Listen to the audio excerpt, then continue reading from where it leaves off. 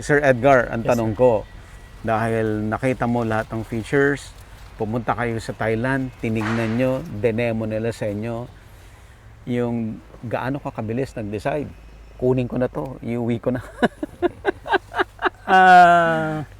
Although ang nag-decide po talaga yung may-ari si Sir Sir Rolly. Rolly. So pumunta tayo doon sa a day before, pumunta kami sa field, which is dinemo nila sa amin. Okay. Then kinabukasan, pumunta kami sa manufacturing, doon namin na nireveal. Na-discuss yung mga detalye kung ng anong gusto namin. parte. Oh yes, na babaguhin ng kaunti. And then, matagal po, Sir Buddy, kinahaponan.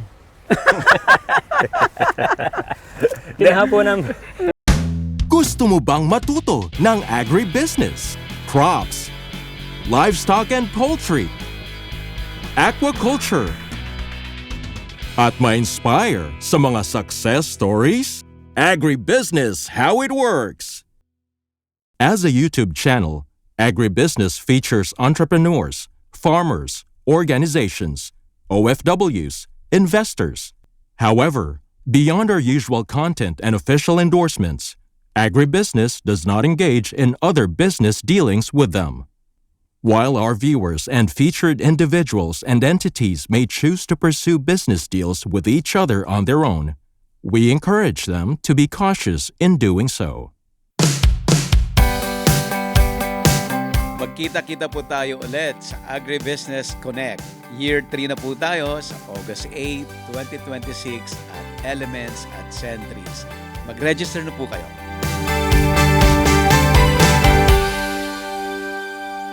I-share ko lang, sir. Yes, sir.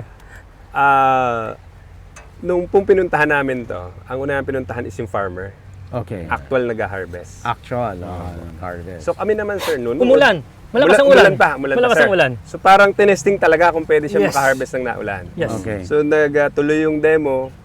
Kami, sir, kasi nga bago sa paningin ko, video ako, picture. Believe po ako sa may-ari ng Julianes Farm. Habang pala nag-harvest to, every ending nung farrow na hina-harvest niya, inuurasan pala ni Sir Rolly kung gaano katagal mapupuno yung 2.5 tons na baka. Okay. Maniniwala ba kayo, sir? 8 minutes na puno yung baka. 2.5 tons. So, 2.5 tons. from there, kinalculate na po kaagad ni Sir Rolly. Ma-estimate na niya kung maghapon ilang tons ang kaya. Actually, sir, ito sa Thailand, basta naka-ready lang yung mag-haul na truck, kaya po nito 60 to 100 tons a day. That's 8 hours work Yes, or sir. more? 8 hours, sir. 8 hours. Yes, Wow. sir. Ganun po. Depende sa field condition. So, tingin ko, sir, nung na-observe niya yung harvesting efficiency niya, I think, sir, doon nag-decide yun ang nagbigay ng na mag-decide na talaga ako. Kasi ang mawawala sa akin is yung oras ng harvesting. Yeah. Efficiency plus yung concern ni Sir Edgar, Yes, sir. nakita niya na hindi problema from the previous na mga Yes. harvesters, machines. Yes, sir. By the way, ito po yung ating taniman, Sir Buddy, sa mga 110 meters lang ito. Ang haba Okay, nito. yung haba, No, so 110 kung napansin nyo meters. po, 110 meters, 3 rows, almost puno na siya kaagad eh. So, well, sabi ko nga, okay na to eh, above average itong mais na to. Pero may ibubuga pa ito. Kung ganun pong kondisyon ng corn, before siya dumating dito, Sir Buddy, puno na yan. So, ganun po ka-efficient ng machine. At saka po yung ating, sabayan din ng ating crops. So, medyo maganda-ganda po yung kinabukasan ng corn sa Manager image. Edgar, maidagdag ko lang din. Yung density o yung yield, Yes. anong mas gusto mo? Pag tag-ulan o pag ganitong summer?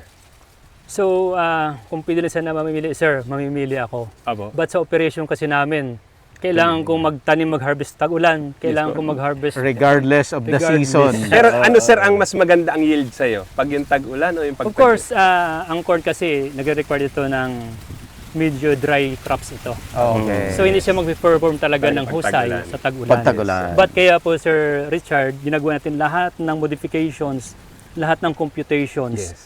na makasurvive tayo in harsh, hindi naman harsh condition, in challenging conditions. Yes. Instead sabihin tag-ulan, ngayon, tag-araw, magandang mais. Pag wala tayong irrigation, magsasuffer din po Yes, siya. totoo So naman, kailangan din natin ng another mechanization at saka another resources. Yes, sir. Tama. Yes. Pero mas maganda ang yield ng mais during dry season provided May ibigay mo yung requirement. Irrigation. Yes. Irrigation Yes. and fertilization. Yes. Yes. So better ho yun na ibibigay mong requirements sa kanya kaysa iiwasan mong requirements sa kanya. Nakuha niyo po? Kasi pag tag-ulan, iniiwasan ko yung maraming water. Hindi ko magagawa. At least yung bigyan siya ng water during dry season, Mas magagawa. maganda. Mas madaling Yes. problema yon. Yes, Tama sir. naman, sir. So, yun po siguro yung sagot ko dun sa tanong. Okay, so layo lang tayo konti at tingnan natin na tuloy-tuloy yung harvest po. Okay.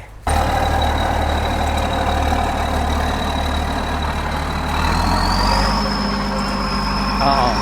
Kaso sa dulo siya. Ikot siya. So umiikot siya. Yes. So, yung pong stroke na gusto niya. Yeah. Pwede rin naman balikan naman. po niya to, pero ang normal po dapat tuloy loop. Pwede naman loop. Yes. Pwede rin ganyan. Depende sa operator. Sa ating Sir Buddy, yeah. Sakto lang. Sa conventional po natin, di mo ma-harvest yung gilid. Kasi di ba naka-side yung ano mo eh. Pina-follow sa side yung iyong tagasahod. So hindi yan ma-harvest yung gilid. But right now, kahit dikit ka na dun sa perimeter, Kaya niya. ma-harvest niya. Pag ganyan sir, minamanual na lang yung gilid. Yes, actually, yan ang problema ko din dati. Yung pagbubukas ng daanan. Kasi oo. manual talaga ho yun. Mahirap talaga. Yes. Para manual magkaroon talaga. ng daanan, manual. Yes. Yes.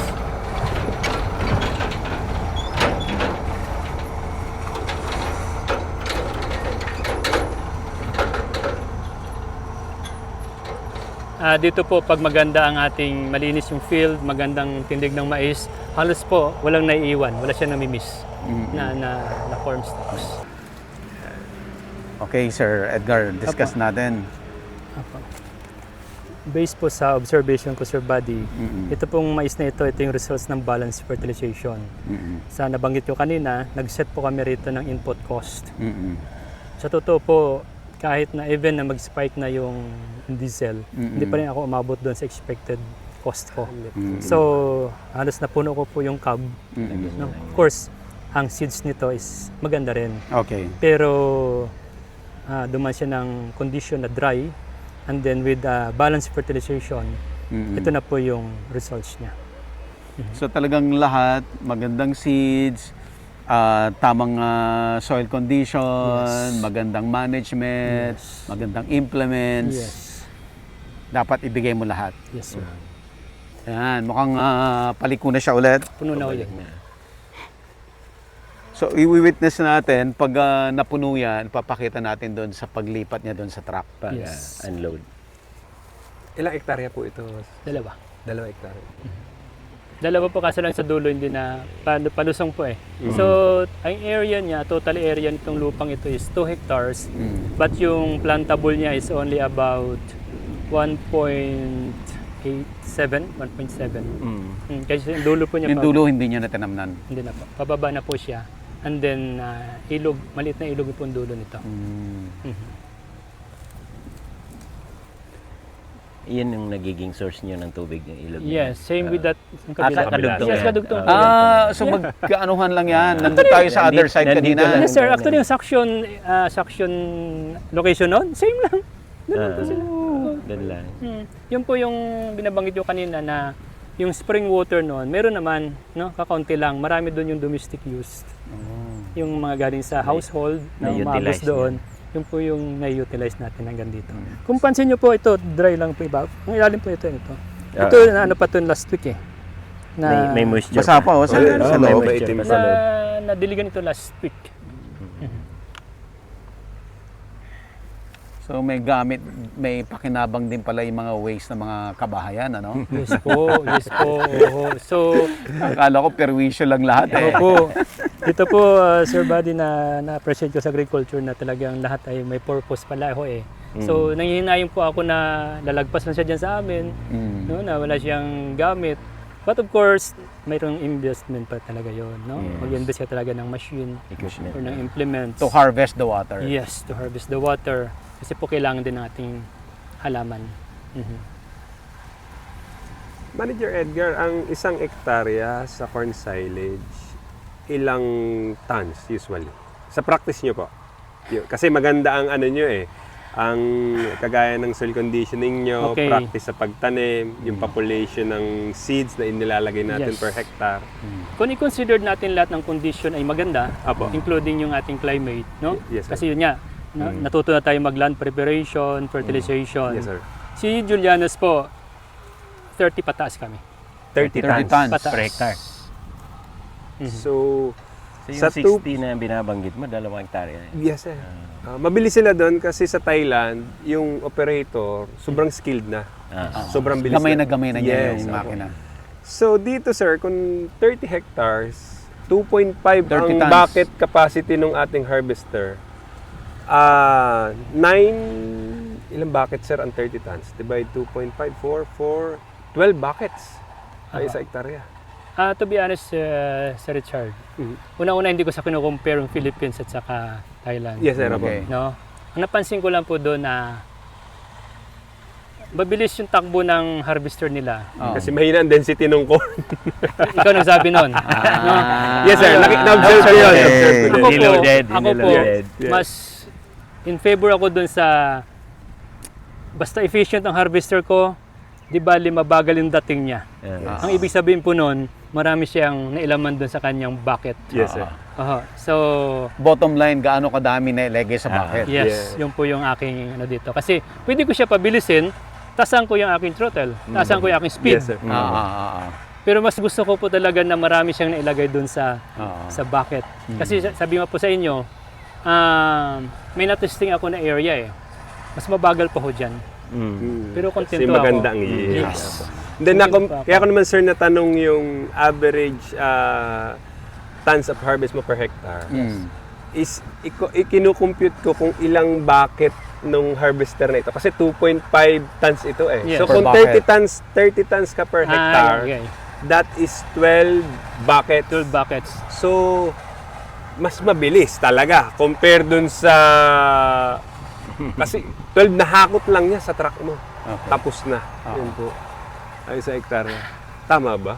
Yes. 12 ano po? Pero po ano, may pero ako eh. Oh. Nag-extend, I think. Hindi lang 30 tons talaga. Kasi mas kagaya po madami. nito. Oo, iisa pa lang. Ayan o, isa pa lang sir, mag-load na siya sa hauler. Kung compute mo yung area niyan, i-times mo sa 10, i-divide sa 10,000, lalagpas yan. Yes sir, Lagpas talaga. yun. Kita mo talaga. yung mathematics. Lalagpas. Super humble ni Manager Ed yan. Hindi, Ayaw hindi pa po, sabihin, Ah. beyond 30 tons kami.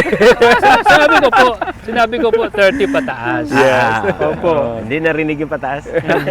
Opo. Ibig sabihin nga sir, talagang pabibilisin lang nitong machine na to. Yeah. Saglit lang. Kasi Sir Richard pa, no? Ako po nakatend ako Sir Buddy, di ba? Yes, Maraming sir. forum na corn, no?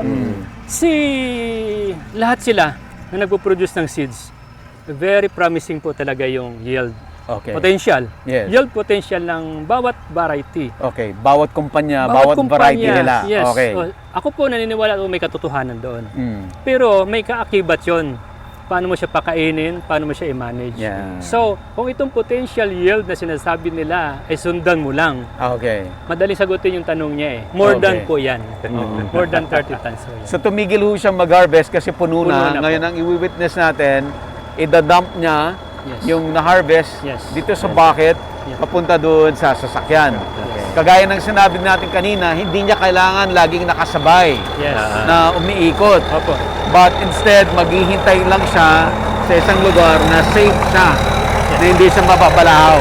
Yes. Okay. Maaari po yung truck natin nasa highway lang yan eh. Oo. Nag-aantay.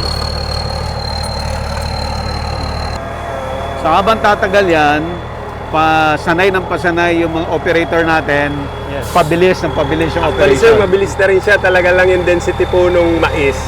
Marami. Madami talaga. Madami po makapal. talaga. Nakakatuwa yun kahit na ang Thailand magagaling sila pero merong mga galing ang Pilipino na Yes, apo. comparable. Hindi rin papahuli tayo. Yes sir. Napansin ko po kasi Sir Buddy sa Thailand, they are using corn seeds for grains at saka they are using different seeds for silage. Oh, Kasi po I sa see. kanila po ang corn silage is secondary. Primary Oh. talaga nila is For grain. Napier. For napier for It's silage. Yeah, napier for silage. Ang That's corn why- for grain. Yes, yung mga excellent na Varieties. na variety, good for ano talaga niyan sila. Pero ako naman po, sabi ko, isahan na lang. So I will using talagang very very good seeds na para tayo sa silage. Anyway, ang may ginabang diyan yung ating cattle. Yeah. Okay. Ito na Sir Buddy yung unloading sa Okay. hauler. So, ito pong machine natin na to, ang kailangan niya maraming hauler. Pag marami kang hauler, mas mabilis po. Mas mabilis yung magiging harvesting efficiency niya per hectare. Okay. Kasi every, I think, 6 to 10 minutes, maglo-load na siya na maglo-load. Ang galing. I think mas konti yung tapon-tapon kasi yung sumusunod pag hindi nag-coordinate properly yung dalawang Yeah, driver, yeah, maraming tapon eh. Yes, sir. At saka po, hindi siya efficient in such a way na yung diesel, nag-aantayan. Minsan nag-aantayan, so nag-waste sa fuel consumption. At the end of the day, makompute mo siya eh.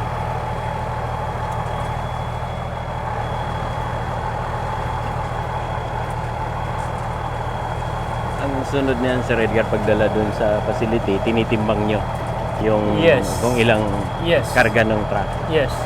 Lahat po ng harvest namin outside, kahit na po Napier, lahat po yan. Para ma-monitor yung production. Yes po. Even po lahat ng klaseng damo, basta pagkain ng hayop, tinitimbang po natin. So, ito, Sir Buddy, ang kagandahan. Let's say, sabihin natin, tag-ulan na tayo. Yung hauler natin, yung truck natin, siguro nandun Sa lang kalsada ngayon na. sa kalsada. So, si harvester na ang maglalapit sa kanya. Hindi na niya kailangan pumasok. Nakatipid ka rin ng diesel kasi Yes, sir. Yes. patay yung makina ng truck, Truck, eh. yes. Unlike yung magkasabay sila, dalawang makina Dalawa yung kumakain. nagko-consume. Yes, sir. Actually, lamang na lamang ito, Sir Buddy, kung yung Yeah. operations mo is malapit sa taniman. So, diretso na ito sa bunker eh. So, Diretso but na. dun sa ginagamit namin dati, talagang maobligado ikaw na samahan talaga siya ng ng truck or another trailer. Actually sir, naalala ko lang nung nandun din ako sa Taiwan, na-discuss namin yung harvesting ng palay. Yes, ma'am. Na 'di ba yung harvester natin nakasako-sako, 'di ba? Grain na nga pero nakasako. Yes, po. Sa Taiwan, hindi. Meron silang bucket. Ganito rin. Iba-bucket niya yung na-harvest na grain and then dadalhin din niya doon sa truck para so walang sako-sako doon. So parang the same yung principle. Principle pa niya. Less handling na po. Less handling. Less handling, less tao. Yes. Tama siya. Pansin niyo po, halos walang natira. Wala siyang iniwan.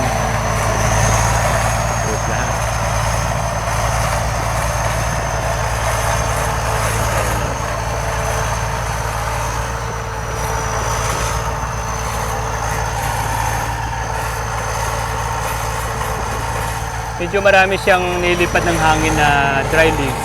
Gawa nga ng summer eh. Yes, yes. Summer time to, ganyan po talaga siya. Masyado na stress yung leaves. Pati oray, harvest po niya. Alam mo ba, Sir Buddy, Yes, sir. nung magamit yan ni Manager Edgar, tumawag siya nag-message sa supplier at merong problema. Ang problema, wala na daw pong haharbisin. So nagkakaroon sila ngayon ng pahinga. Unlike dati, tuloy-tuloy, linggo-linggo, namang problema, umiidad yung mais, umiidad yung Napier, need i-harvest. So nagkaroon sila ng good problem. yung pahinga na yan, Sir Buddy, ngayon, pwede natin i-share Yes, sa ibang ibang farmer na farmers. yan. Mamaya pag-usapan natin, yung talaga yung mahalaga, isa sa pinakamahalaga, costing. Magko-costing tayo ng harvesting for silage. So, nakita natin yung corn harvester, Sir Edgar. Yes, Sir Buddy. Sir, anong final na verdict mo, sir? Final verdict, 1 to 10, 9. 9. Wow. na. Happy, sobrang happy. Yes, satisfied po. Siya tong malapit na sa ultimate na kasagutan ng corn silage industry. Oo. Ang laki pong impact. Ang laki po ng time na efficiency. Oo. At the same time, it can deliver at any condition. Yeah. Meaning, kahit na medyo hindi magandang condition ng soil, kaya mag-deliver ng machine ito. Ang kinagandahan dito, umunti ang tao. Umunti ang tao, hindi bumagsak ang efficiency niya, lalong lumaki pa. Yeah. So, 9. Yeah. Sir Richard. Una Sir Buddy, pasalamat ako. Una kay Sir Edgar sa Juliana's Farm, kay Boss Rolly. Kasi yung farm practices nila, na-share. Kahit kami Sir, machine equipment provider lang, marami kami natututunan.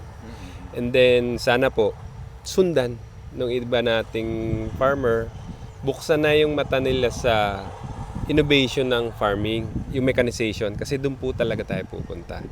And isa pa po is laking pasalamat din namin sa kanila kasi yung tiwala nila, yung believe nila sa pinakita naming machine is talagang napatunayan namin. So mahirap po kasi mag-introduce sa mga ganitong machine kung walang maniniwala. So ito sir, proven, resulta, talagang gumaan ang trabaho sa silage. Sana ma-adapt po nationwide. And kami po sa All Certified Equipment Trading Corporation, isa lang po ito sa mga makinarya na pwede naming itulong sa industriya ng pagsasaka, ng palay man o maisan. So yun po ang lagi namin tinitingnan. Sana po tawagan nyo kami kung ano ang gusto nyong makinarya na pwede naming maitulong sa inyo. Communication, magpalitan po tayo ng idea. And then baka yan po ang isa sa magpapaangat ng agrikultura natin. Yun lang Sir Buddy. And maraming salamat po muli sa inyo. Alam ko yung maghapon natin napakahaba, yung pagod, passion talaga, makatulong sa mamamayang magsasaka. So maraming pong salamat. Maraming salamat. Sir, ibigay mo na lubos-lubusin natin. Contact details, Facebook page. Yes sir. All Certified Equipment Trading Corporation. Yan po ang aming Facebook account. And then for inquiries, I'm Richard Sonyiga. You can call me on 0917-626-4896. Viber Messenger is B-Boy Sonyiga. So, nandyan po. Search nyo lang All Certified Equipment Trading Corporation. Salamat po. Ayan, syempre si Sir Aris ang manager sir ng marketing. Ayan, ang best kausapin talaga ang mga taga-marketing. Sir Aris. Sir, on behalf of All Certified Equipment Trading Corporation, magpasalamat po kami sa lalo-lalo kay Sir Rolly, kay Sir Edgar sa tiwala na binigay sa amin at sa pag-share ng kanilang mga karanasan, mga experience sa practices nila sa kapwa magsasaka. And then tiwala din kami na nabigyan namin ng konting solusyon yung mga concerns at mga problema ng ating mga magsasaka. So All Certified is a solution provider, not only equipment supplier. So thank you Sir Rolly, Sir Edgar, thank you lalo na din sa agribusiness for sharing, being the bridge ditong mga technology at saka mga kaalaman na sinishare natin. So maraming salamat sir. Maraming salamat sa mga manonood at saka nanonood. Sir Edgar, thank you so much kasi yung willingness to share yung mahabang experience, no? Hindi yun matatawaran kasi sinasabi ko nga lagi, ang Pilipino napaka masikreto, ang dami nilang gustong isekreto, but sila Sir Rolly, sila Sir Edgar, binibigay nila yung kaalaman nila. Sir. Okay. On behalf of Greenland Organic Fertilizer, Juliana's Cattle Farm, bukas po ang aming gate, hindi lang pinto. Gate at saka pinto para sa magsasakang Pilipino, no? Sa may mga willing pa na matuto kung anong natutunan namin, kami po'y bukas. Yung amin pong, yun nga pong aming practices, open shelves, ika nga ito, no? Willing to share, no? Basta lang po yung, of course, hindi ito perfect. may mga loopholes pa rin ng kakaunti, but kaya solusyonan, no? Kami po, andito kami sa San Jose, Batangas. No? Barangay Anos, San Jose, Batangas. Ang contact number namin is 0917-565-0201. Sa Julianes Cattle Farm, pwede. Yeah. Yung page ng Greenland, Yes, soon. Yes. Kailangan nyo nang gawin, sir, dahil marami nang Yes. kumukopya ng inyong produkto. Again, thank you so much po. Thank you so much, Sir Bandy. Thank you so much, Agribusiness, being the bridge, no? Sa lahat ng mga ginagawa na nito. Maraming salamat po. Napakahirap makipag-communicate, napakahirap makipagpulong or makipagbalitaktakan sa mga farmers nationwide, lalo na po dun sa malalayo. But with this program, no, Agribusiness, how it works, talaga pong napatunayan na it works. It really works. Maraming salamat. And also, syempre, thank you kay Sir Rolly Lagaya. Yung sobra-sobra red yung suporta niya sa Agribusiness. Okay, so hindi pa po ito yung last episode. Kami ni Sir Edgar, meron pa kaming discussion. Sobrang importante kasi dito natin makikita yung computation. Paano ba talaga kikita ang mga farmers pamamagitan ng pagtatanim ng corn for silage na pwedeng gamitin sa kanilang mga cattle farm. Yes. Thank you, sir. Thank you po. Sir, thank you. Thank you so much, sir. Manager Edgar, congrats. Sir, thank you. Salamat. Thank you. Sir Edgar, thank you. Thank you po. Agribusiness, how it works. Instruct, inspire, succeed.